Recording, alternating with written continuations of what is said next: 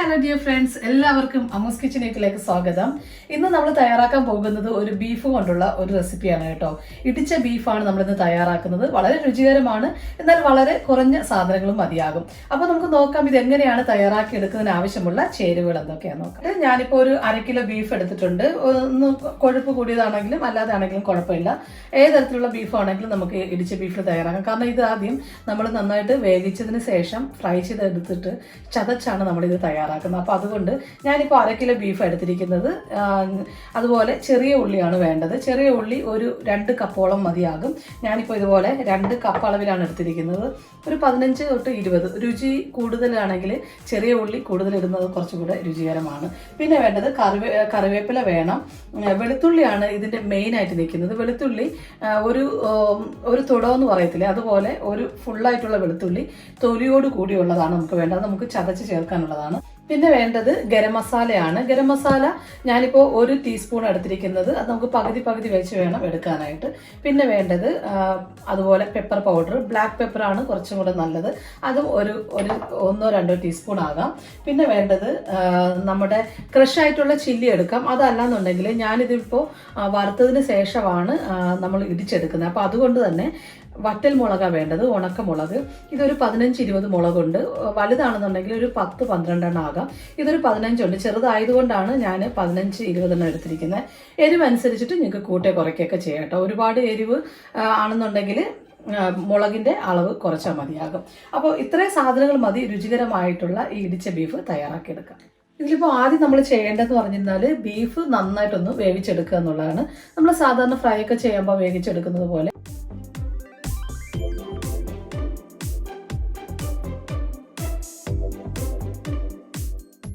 ഇനി നമുക്ക് പൊടികളെല്ലാം ഇട്ട് കൊടുക്കാം. ഞാനിപ്പോൾ ഇതിലേക്ക് ഒരു 1/4 ടീസ്പൂൺ മഞ്ഞൾപ്പൊടി ഇട്ട് കൊടുക്കുകയാണ്.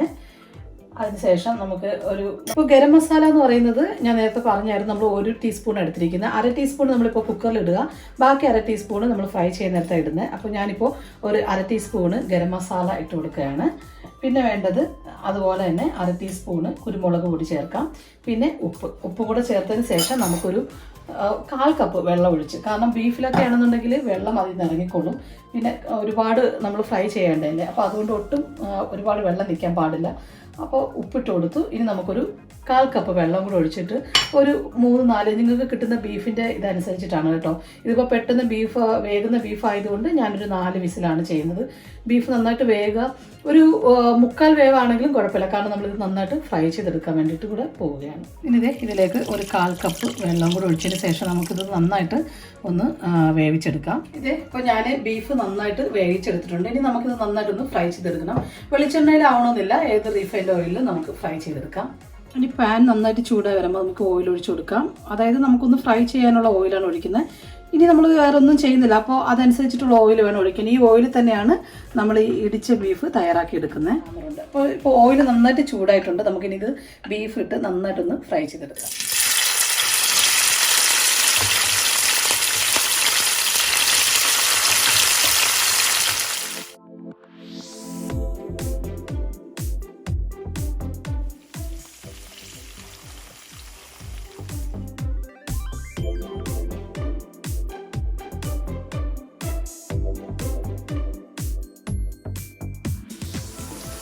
ബീഫ് നന്നായിട്ട് ഫ്രൈ ആയി വന്നിട്ടുണ്ട്. നല്ല ബ്രൗൺ നിറമാവുന്ന വരെ നമ്മൾ വറുത്തിന് ഒന്ന് കോരാവേ.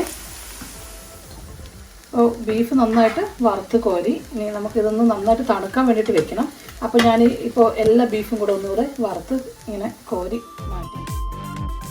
ഇനി നമുക്കതിൽ അതേ ഓയിലിലേക്ക്, നമ്മുടെ ചൂടായി കിടക്കുന്ന ഓയിലിലേക്ക് വറ്റൽ മുളക് കൂടെ ഇട്ട് വറുത്തെടുക്കാം. ഒരുപാട് ഫ്രൈ ആയി പോകരുത് കേട്ടോ. ജസ്റ്റ് ഒന്ന് മൂത്ത് വരുമ്പോൾ ഒരു മണം വരുമല്ലോ, ആ സമയത്ത് നമുക്കിങ്ങനെ കോരിയെടുക്കാം.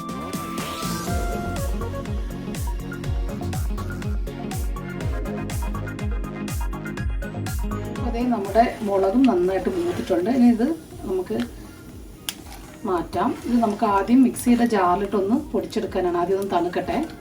തണുത്തതിന് ശേഷം വേണം നമുക്കൊന്ന് പൊടിച്ചെടുക്കാം. അതുപോലെ നന്നായിട്ടൊന്ന് തണുക്കണം കേട്ടോ. അതിന് ശേഷം മാത്രമാണ് നമുക്ക് ഒന്ന് പൊടിച്ചെടുക്കാൻ പറ്റുന്നത്. പിന്നെ ഓയിൽ കൂടുതലാണെന്നുണ്ടെങ്കിൽ ഓയിൽ നിങ്ങൾക്ക് വേണമെന്നുണ്ടെങ്കിൽ കുറച്ച് നമുക്ക് ഓയിൽ മാറ്റിയെടുക്കാം.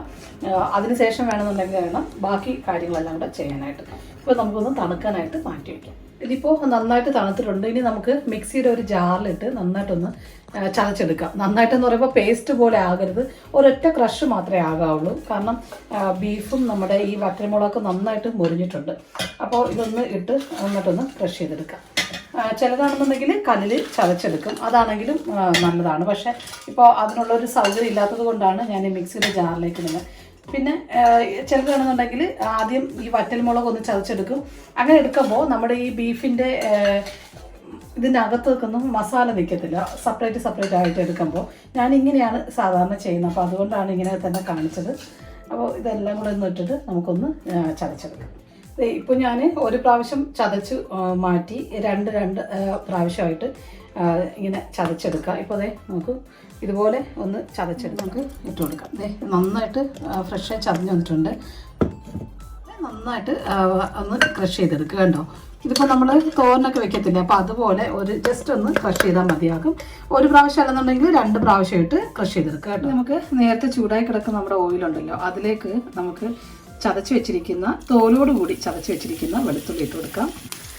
വെളുത്തുള്ളി നന്നായിട്ടൊന്ന് മുരിഞ്ഞ് വരണം കേട്ടോ. അതുപോലെ ഇപ്പോൾ നല്ലൊരു മണമാണ്. വെളുത്തുള്ളി കൂടുതൽ ഇട്ട് കഴിഞ്ഞാൽ നല്ലൊരു ഫ്ലേവറും മണമൊക്കെയാണ് കേട്ടോ. അപ്പോൾ അതുകൊണ്ട് ഞാൻ പറഞ്ഞില്ലേ, അതിൻ്റെ അതേ അളവെടുത്താൽ മതി, കുറച്ച് കൂടിപ്പോകരുത്. കാരണം വെളുത്തുള്ളിയുടെ ടേസ്റ്റ് മാത്രം നിൽക്കരുതല്ലോ. ഗാർലിക്കിൻ്റെ റെസിപ്പീസൊക്കെ ഇവിടെ ഒത്തിരി ഇഷ്ടമാണ് കേട്ടോ. ഇവിടുത്തെ റെസ്റ്റോറൻറ്റുകളിലൊക്കെ നമ്മുടെ ഇന്ത്യൻ ഡിഷസിലൊക്കെ ഗാർലിക്ക് കൂടുതൽ ചേർത്ത് കഴിഞ്ഞാൽ ഇഷ്ടമാണ്. ഇവർ കൂടുതലും ട്രൈ ചെയ്ത് നോക്കുന്നത് ഗാർലിക്ക് ചേർത്ത റെസിപ്പീസൊക്കെ തന്നെയാണ്. അപ്പോൾ നമ്മുടെ വെളുത്തുള്ളി നന്നായിട്ട് മുരിഞ്ഞ് വന്നിട്ടുണ്ട്. ഇനി നമുക്കിതിലേക്ക് ആവശ്യത്തിൽ കൂടുതൽ കറിവേപ്പില ചേർക്കാം കേട്ടോ. ഞാനിപ്പോൾ എൻ്റെ കയ്യിൽ കറിവേപ്പില ഇവിടെ ഇരുന്ന് കറിവേപ്പില ഇങ്ങനെ കറുത്തതാണ്, അപ്പോൾ അതുകൊണ്ട് ഞാൻ കറിവേപ്പില ധാരാളം ചേർക്കുകയാണ്. ഞാനിപ്പോൾ ധാരാളം കറിവേപ്പില ഇട്ട് കൊടുത്തു. ഞങ്ങൾക്ക് കറി ലീഫ് ഇഷ്ടമുള്ളതനുസരിച്ചിട്ട് ഇടാം കേട്ടോ. ഇനി നമുക്കിതിലേക്ക് നമ്മൾ നേരത്തെ അരിഞ്ഞ് മാറ്റി വെച്ചിരിക്കുന്ന നമ്മുടെ ചുവന്ന ഉള്ളി, ചെറിയ ഉള്ളി ഇട്ട് കൊടുക്കാം.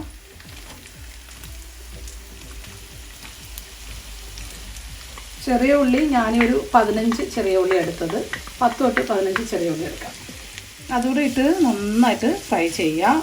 ഇത് നന്നായിട്ട് മുരിഞ്ഞ് വരണം, നമ്മുടെ നന്നായിട്ടൊന്ന് വാടി ഇതായിട്ട് ഉള്ളി നന്നായിട്ടൊന്ന് ഫ്രൈ ആയിട്ട് വരണം. നമ്മൾ സാധാരണ ബീഫ് ഫ്രൈ ചെയ്യത്തില്ലേ, അപ്പോൾ അതുപോലെ തന്നെയാണ് ഞാൻ ഇങ്ങനെ വ്യത്യസ്തമായിട്ടുള്ള രീതിയിലാണ് വെക്കുന്നത്. കാരണം നമ്മൾ ഇങ്ങനെ ഈ ഇടിച്ച ബീഫൊക്കെ വെക്കുമ്പോൾ കുറച്ച് കൂടുതൽ ഉള്ളിയൊക്കെ ഇട്ട് കഴിഞ്ഞാൽ രുചി കൂടും. പിന്നെ അതുപോലെ കറിക്ക് ഒരല്പം നല്ലൊരു റണ്ണിങ്ങും കിട്ടും. അപ്പോൾ അതുകൊണ്ടാണ് ബീഫ് ചിലരാണെന്നുണ്ടെങ്കിൽ ഒരു 4-5 ചെറിയ ഉള്ളിയിലാണ് ഇത് തയ്യാറാക്കി എടുക്കുന്നത്. പക്ഷെ ഞാൻ ധാരാളം കറിവേപ്പിലയും ചെറിയ ഉള്ളിയും ചേർക്കും.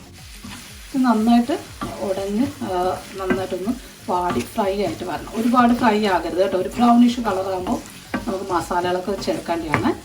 റെസിപ്പി പറഞ്ഞപ്പോൾ പറയാൻ വിട്ടുപോയതാണ്, ഇത് പെരുംജീരകമാണ്, ഫെനൽ സീഡ്, അതൊന്ന് നന്നായിട്ട് പൊടിച്ചതാണ്. അപ്പോൾ അതൊരു 1/2 ടീസ്പൂണ് നമുക്ക് ഈ നമ്മുടെ ഉള്ളി ചെറുതായിട്ട് വരണ്ട് വരുമ്പോൾ അത് ചേർത്ത് കൊടുക്കാം. അപ്പോൾ ഒരു 1/2 ടീസ്പൂണ് പെരുംജീരകമാണ് അത് പൊടിച്ചത്.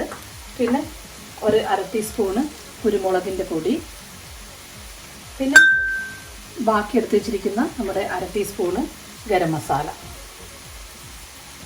ഇത്രയും കൂടെ ചേർത്തിട്ട് ഒന്ന് നന്നായിട്ട് ഒന്നുകൂടെ ഫ്രൈ ചെയ്യാം. പൊടിയൊക്കെ ചേർക്കുമ്പോൾ അറിയാമല്ലോ, മീഡിയം ഫ്ലെയിമിലിടുക. നല്ലൊരു മണമാണ്.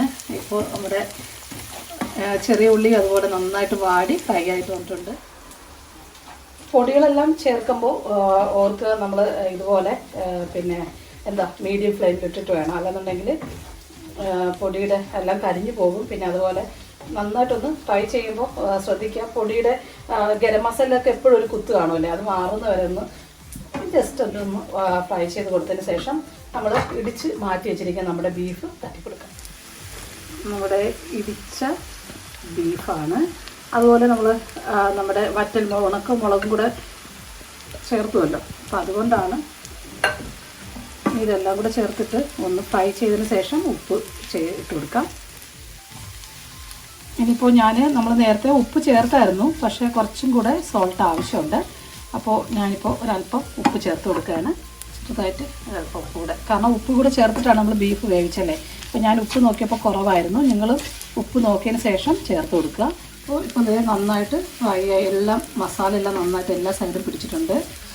നമുക്ക് ഫ്ലെയിം ഓഫ് ചെയ്യാം.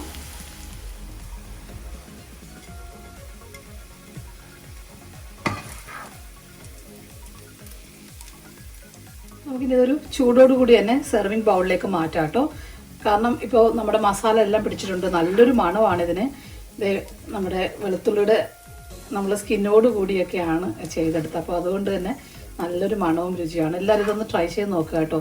ഇതേ രീതി തന്നെ ചെയ്ത് നോക്കുക.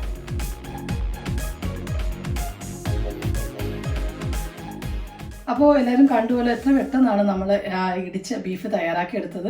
നല്ല ചൂടോടുകൂടി കഴിക്കുക, ചൂടോട് പെറോട്ടയുടെ കൂടെയൊക്കെ സെർവ് ചെയ്യാം. എല്ലാവരും ഇതൊന്ന് ട്രൈ ചെയ്ത് നോക്കുക കേട്ടോ, ഒത്തിരി ഇഷ്ടമാവും.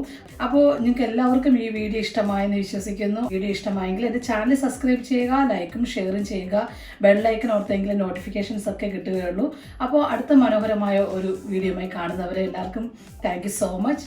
Keep watching. Thank you for watching Ammu's kitchen.